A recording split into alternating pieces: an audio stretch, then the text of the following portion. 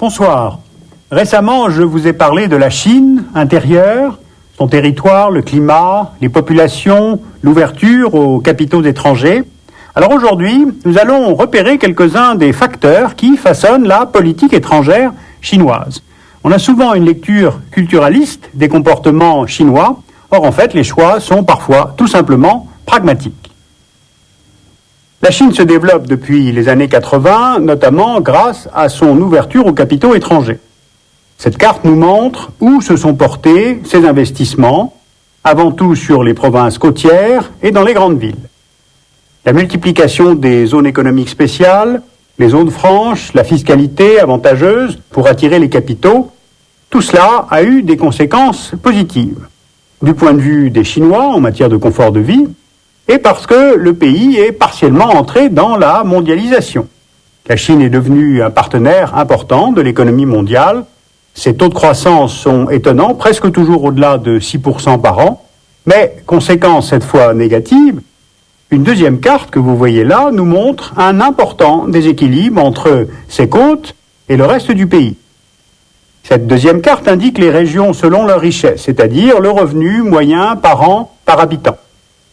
Le niveau est plus élevé sur les côtes, il est moins dans les provinces centrales, et il est encore inférieur dans les provinces ouest, Tibet, Qinghai, Gansu notamment.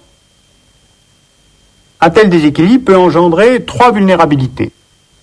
Une vulnérabilité par risque de fracture interne de type socio-économique, une vulnérabilité du régime en place, car seul le développement peut assurer la paix sociale, donc la stabilité politique, donc le maintien au pouvoir du Parti communiste chinois.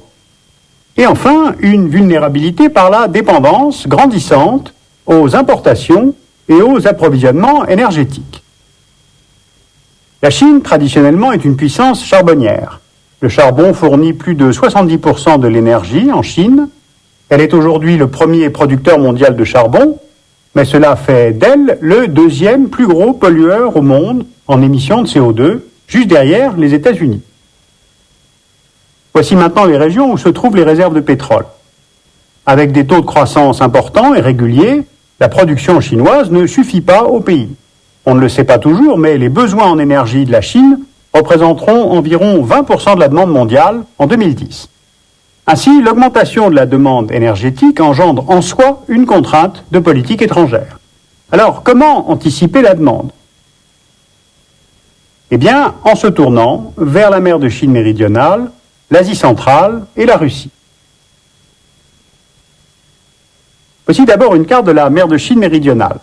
Et là, la localisation de gisements pétrolifères avérés ou potentiels.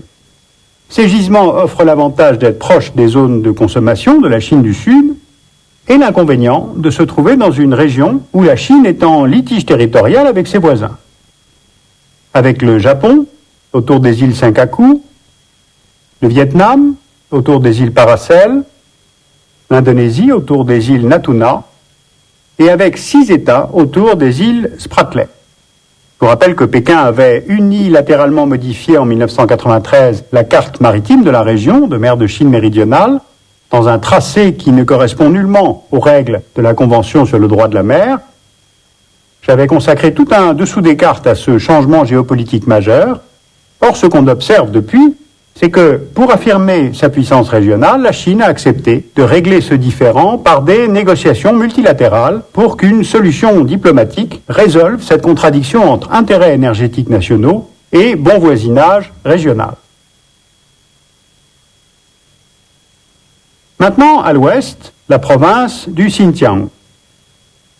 C'est là l'ancien Turkestan oriental, intégré à l'Empire chinois en 1884. La province est peuplée de Ouïghours, ils sont musulmans sunnites, et l'arrivée massive d'immigrants Han, c'est-à-dire chinois, a provoqué peu à peu le soulèvement du mouvement ouïghour autonomiste. Pourquoi vous parler de cela maintenant ? Parce que quand on analyse les prévisions du 10e plan jusqu'en 2006, on voit que la Chine favorise le décollage économique du Grand Ouest, et ce pour au moins 2 raisons.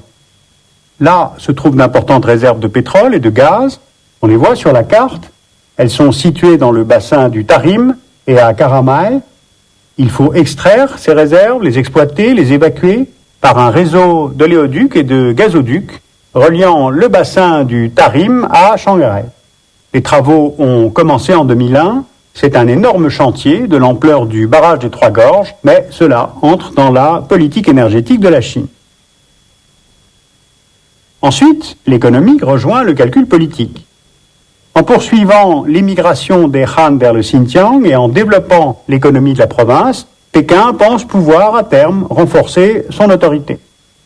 Notons que le mouvement ETIM, East Turkestan Islamic Movement, qui est un mouvement indépendantiste ouïghour, accusé par Pékin d'être lié à Al-Qaïda, a été placé en 2003 par les Nations Unies sur la liste des mouvements terroristes. Tout cela est lié et le 11 septembre arrange finalement fort bien les affaires intérieures du régime chinois. Justement maintenant, les questions de sécurité, autre facteur de la politique étrangère de la Chine. Avant toute chose, la Chine cherche à recouvrir son domaine impérial. Après l'imposition de la règle chinoise au Tibet, le retour de la souveraineté sur Hong Kong en 1997, sur Macao en 1999, l'ambition au XXIe siècle, c'est la réunification avec Taïwan. Or, en fait, il n'y a pas d'urgence. Pourquoi ? Par l'ampleur de ses investissements au Fujian et sur le continent, en général, Taïwan est très dépendant de la Chine continentale. L'intérêt économique de Taipei plaide donc pour un rapprochement avec la Chine. Mais en même temps, sur le plan politique, Taïwan refuse d'être avalé par le régime de Pékin. L'île tient à maintenir son autonomie politique, et ce, grâce au parapluie militaire américain. Sauf que cela génère des contradictions très fortes au sein de la société taïwanaise. Et le paradoxe, c'est que tout cela devrait rester en l'état tant que le régime de Pékin ne se démocratisera pas davantage. Les Taïwanais, de toute façon, savent que rien de sérieux ne pourra se passer pour eux avant 2008, c'est-à-dire la tenue des Jeux Olympiques en Chine. Maintenant, sur le délicat dossier de la Corée du Nord, dont nous vous reparlerons bientôt, la diplomatie chinoise est pragmatique. Elle cherche avant tout à éviter le déploiement d'armes nucléaires par le régime de Pyongyang, car cela viendrait déstabiliser tout le paysage stratégique de la région, avec des risques en chaîne d'une escalade nucléaire qui toucherait la Corée du Sud et pourrait entraîner la nucléarisation du Japon et de Taïwan. Donc cela ne ferait qu'augmenter la présence militaire américaine dans l'ouest du Pacifique, ce que Pékin veut surtout éviter. Et pour l'éviter, la Chine doit se placer comme un interlocuteur diplomatique incontournable.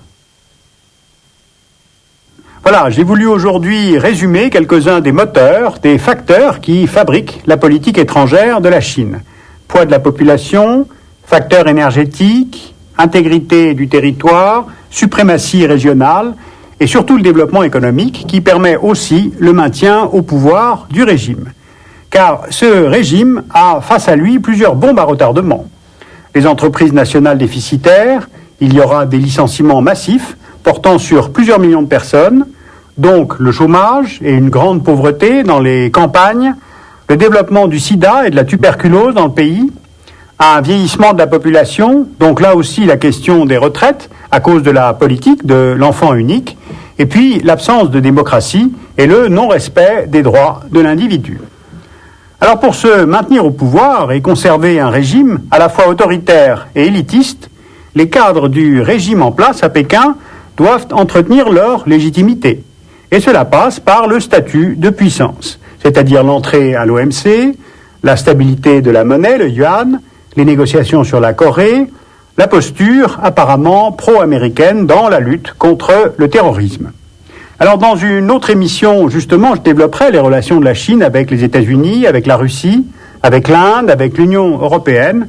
Mais pour le moment, l'empire sous le ciel cherche à redevenir fréquentable à l'échelon international et pour cela, tout mettre en œuvre pour réussir les Jeux Olympiques de 2008.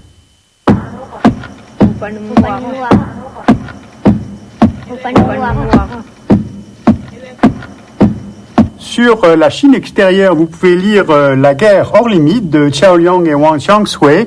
C'est une réflexion sur la stratégie extérieure chinoise actuelle entre terrorisme et globalisation aux éditions Rivage. Vous pouvez lire La Chine puissance encerclée de Jean-Vincent Brisset aux presses universitaires de France, un livre qui explique que la Chine est bien loin d'être une puissance globale. Et puis pour ceux qui font des affaires avec la Chine, vous pouvez lire Comment les Chinois voient les Européens, toujours aux éditions des Presses universitaires de France.